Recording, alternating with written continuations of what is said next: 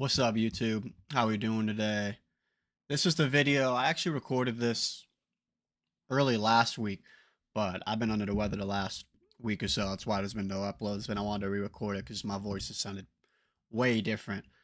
But a lot of people, really for like it feels like years now, a couple off seasons now, I've been talking about Giannis Antetokounmpo, potential trade situations, especially whenever they get bounced in the playoffs early, which has been the case the last 3 years. And it's always fun to kind of read into those rumors and look into potential possibilities. But I'm at the point where I'm kind of just over the Giannis trade stuff. And, I've kind of sat and thought of it for a long time. And I feel like it's just not possible in today's NBA. And I kind of just want to make a video about it because I still think we're going to get a lot of talk about it going forward. I mean, even I'm still seeing people talk about it on ESPN. So figured I'd clear up my reasons as to why that is and get into it here as we continue through the NBA offseason. So Giannis is currently under contract for 3 seasons. I'm looking at it right here. He signed this extension a couple years ago, and it's just now starting to kick in this year. It is a 3-year deal worth roughly $180 million. So he's got cap hits of roughly $60 million a year. Very tough contract to move, especially in the CBA era where a lot of teams are in the first apron, second apron. And by teams, I mean potential contenders that if he wanted to get traded, he'd probably want to be a part of. It'd be very tough to map out a trade for a player that has a contract like that.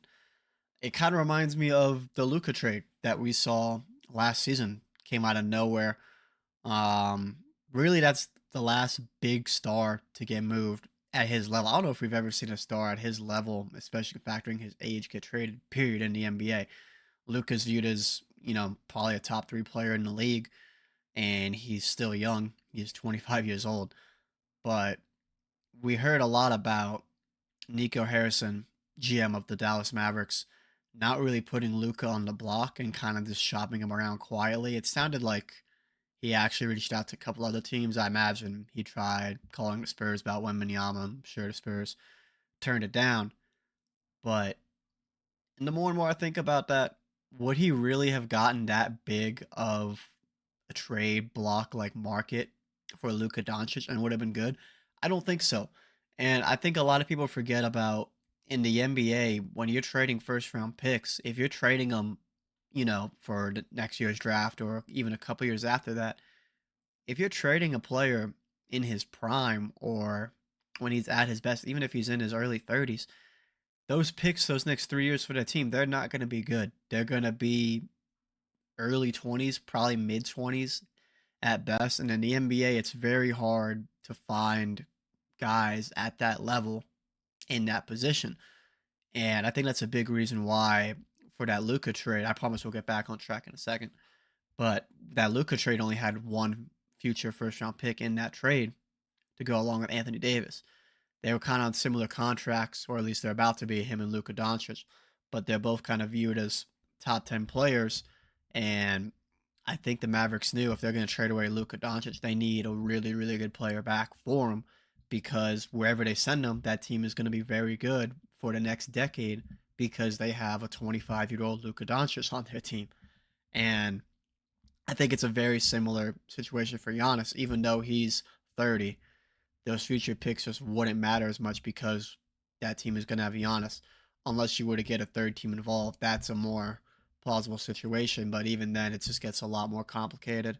Another thing I like about it, and what makes me feel like Giannis is really confident in the franchise, is Milwaukee continues to make efforts to win now, even if they aren't necessarily doing it. Um, those first couple of years there before they got the championship, I felt like Giannis was starting to question that. And he put a lot of pressure on that front office to start making moves. And they finally did when they went and got Drew Holiday and they went and got Bobby Portis. And of course, ended up winning a chip right after that. And it happened again afterwards when there were a couple years when they were kind of getting bounced out the first round. They went and made the trade for Damian Lillard when he made himself available as he wanted to get out of Portland. Of course, the Damian Lillard situation didn't work out the way that they wanted it to. It seemed like they were just never healthy at the right time. But they've shown that commitment to winning with Giannis and getting really creative to try and do it. And we've seen that most recently with the Miles Turner signing. They swooped him up from their rival, the Pacers, and then the Damian Lillard buyout, which is that a good move?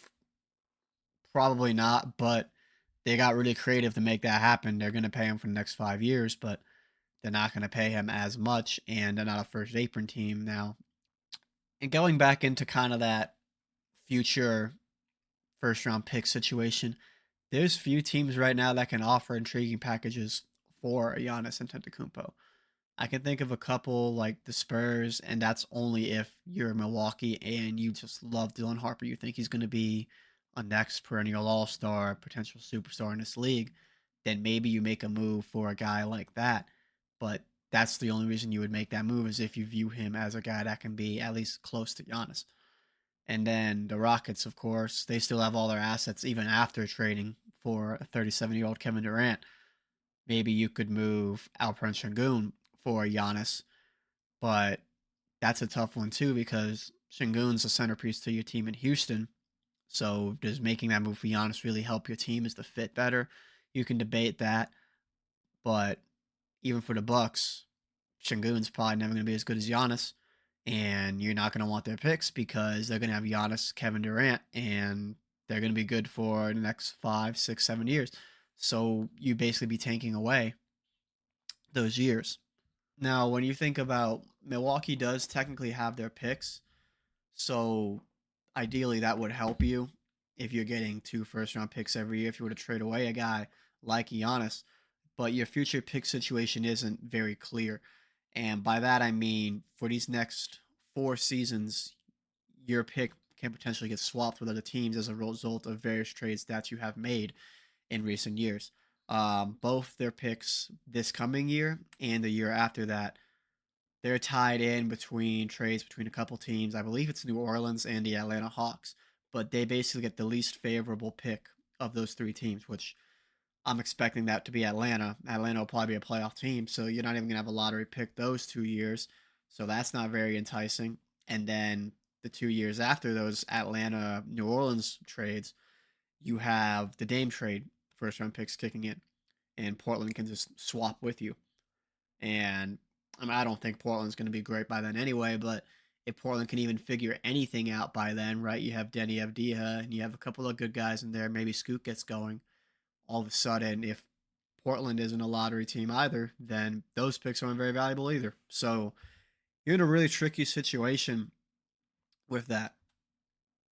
And I think it just makes a trade for this kind of player very difficult. And I don't think a lot of people talk about that. And ultimately, people want Giannis to make this move for his legacy, right? They want him to get another ring, and rightfully so. Giannis is definitely like a top 25, top 30 guy all time. But if you were to get him a second ring, maybe even a third ring, you quickly talked about him. Maybe you're looking at a top 10 guy of all time. And he certainly has the talent to be that. His playoff numbers are ridiculous in the coming years. Even this year that he just had, he was ridiculous. But there is something cool about, you know, staying with one team your entire career, even if it doesn't come with the championships. And we've seen the downside of that potentially with his former teammate Damian Lillard, right? Damian Lillard was a Portland guy through and through, and a lot of people wanted Dame to leave to try and get a championship because ultimately it was just too hard to do in Portland. Finally, it got to a point where with Dame's age and the state of the rest of the team, he knew he wasn't going to be able to win, so he asked out and he got his way. He went to Milwaukee, and of course, it didn't work out. And really, those Milwaukee teams were championship or bust. When you have Damian Lillard and Giannis, 2 guys that you could argue as 2 top 10 players in the league at the time of that trade, you were all in, and you didn't get it done. And I don't think it really affects Dame's legacy because he was hurt, but Damian Lillard would be viewed very differently today if he stayed in Portland and made a decision as opposed to going to Milwaukee. People would just think of it as, oh, okay, well, if he did leave Portland, he probably could have got a ring. But now we know that he tried it and ultimately he didn't get it. That's just how people think. And for Giannis, I think it'd be a real similar thing. But the only difference is you have that ring in Milwaukee. You've got it done. And you got it done in a small market team that hasn't won a championship in a very long time before you got there. Milwaukee doesn't stand to benefit from moving him. And I mean, he's got a 3-year deal, man. He's gonna have a player option for $67 million in 2 years. I mean, if I'm him, I'm probably gonna pick that option up. I think that's a pretty easy decision. Really, I'm just over the Giannis trade stuff. I just don't see it happening, and I kind of want to get my thoughts out on that because it's still a really trending topic in today's NBA, especially in this offseason. But yeah, future content on the channel for sure. We're gonna get into more to NBA free agency stuff. There's still a lot of stuff to go down. Record predictions next year, standings predictions, maybe even championship predictions early. I'm kind of waiting on a few more things to go down, but shouldn't take too much longer. I appreciate y'all tuning in. Be sure to like and subscribe. Let me know what you guys think about the situation in the comments, and I will catch you guys in the next one.